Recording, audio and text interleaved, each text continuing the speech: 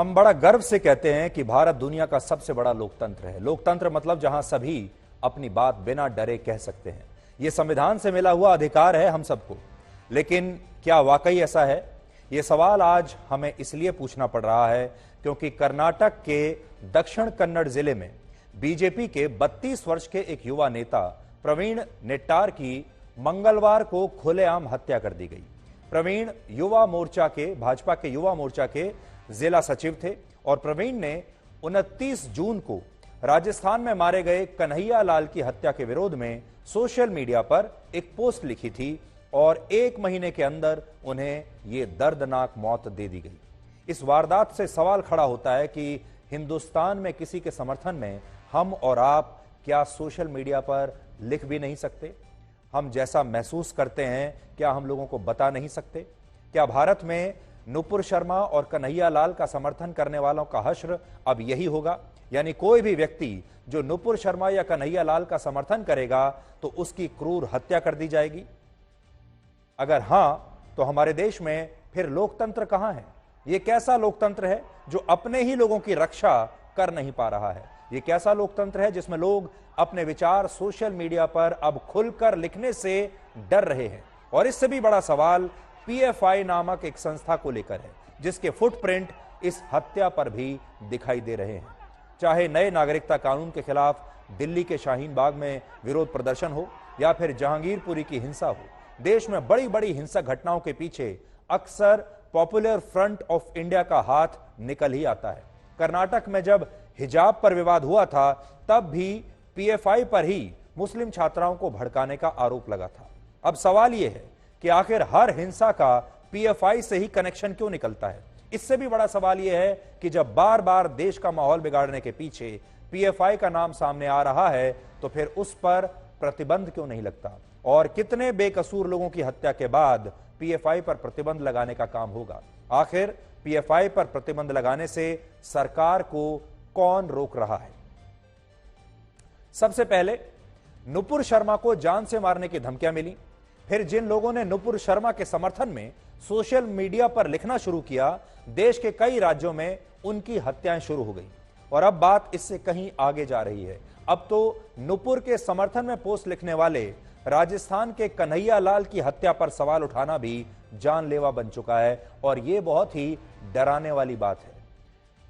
यह बात आपको बताती है कि अब पानी सिर से ऊपर निकल चुका है। प्रवीण नेट्टार ने सिर्फ सवाल उठाए थे जो लोकतंत्र में कोई भी उठा सकता है, सबको अधिकार है, लेकिन ऐसा करना उन्हें बहुत भारी पड़ा। 29 जून को प्रवीण ने अपने फेसबुक पोस्ट में उदयपुर के कन्हैया लाल का समर्थन किया था और उनकी हत्या करने वालों पर सवाल उठाया था।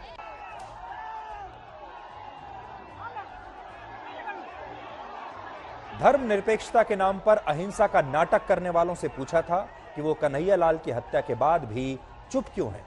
और आज मैं अपने साथ उस फेसबुक पोस्ट की कॉपी लेकर आया हूं जिसमें मैं आपको बताऊंगा उसने क्या लिखा था। लेकिन पहले आप ये तस्वीर देख लीजिए। ये जो भीड़ है ये बहुत नाराज भीड़ है। आप तस्वीरें आपको साफ साफ बता रही हैं। ये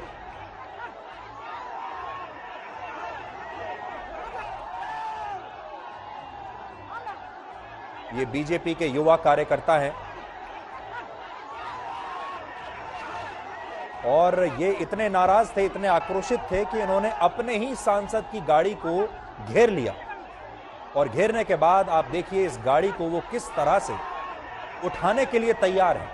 इससे आपको पता चलेगा कि कर्नाटक में इस युवा की हत्या को लेकर कितना रोष है, कितनी नाराजगी है और लोग कैसे क्रोध में पागल हो रहे हैं।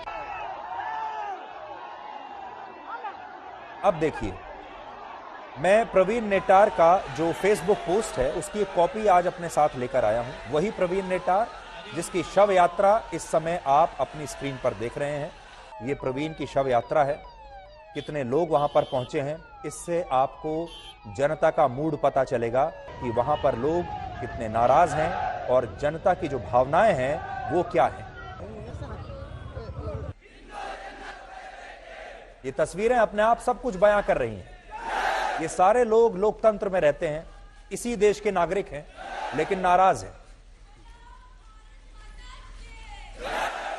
अब थोड़ी देर के लिए आप ये मत सोचिए कि प्रवीण किस पार्टी से थे, किस विचारधारा से थे, किस धर्म से थे। यहां बात हिंदू मुसलमान की है ही नहीं।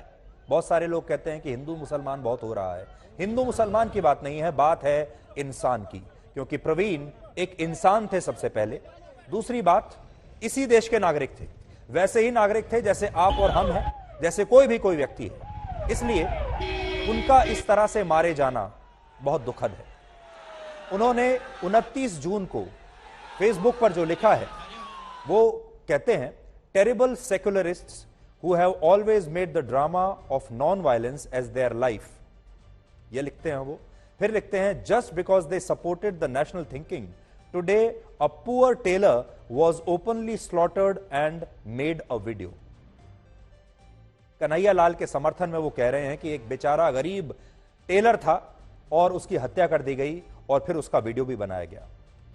इस पर वो आपत्ति कह रहे हैं और इस पर कह रहे हैं कि जो हिपोक्रेट्स हैं, जो सिंपैथाइजर्स हैं, इस तरह के जो अपने आप को सेक्युलर बताते हैं, वो इस व्यक्ति की जान लेने के बारे में जब इसकी हत्या हुई तो उस पर चुप क्यों बैठे हैं।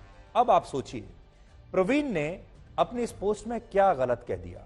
इसमें पूरी पोस्ट मैंने पढ़ी है, आप जरा भी नहीं कह सकते कि उन्होंने किसी की धार्मिक भावनाओं को आहत किया हो।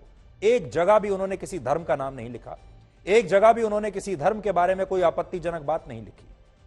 पूरी पोस्ट मैंने पढ़ी है, इसमें ऐसी कोई आपत्तिजनक बात नहीं है। और मैं कहता हूं अगर थी भी तो भी न्याय ऐसे नहीं हो सकता सड़क पर।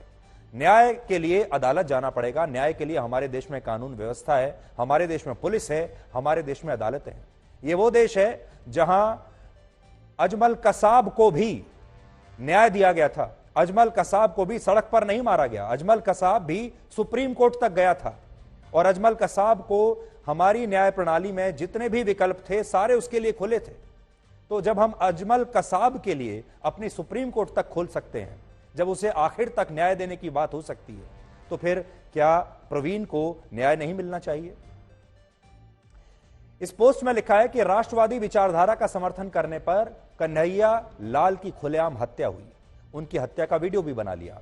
जब इन हत्यारों ने प्रधानमंत्री नरेंद्र मोदी को अपना अगला निशाना बताया, तब धर्मनिरपेक्षता का दिखावा करने वाले लोग कहां थे। क्या अब आप अपनी जुबान नहीं हिलाएंगे? क्या उस बेचारे पर दया नहीं आई किसी को? अब बताइए इसमें क्या आपत्तिजनक है।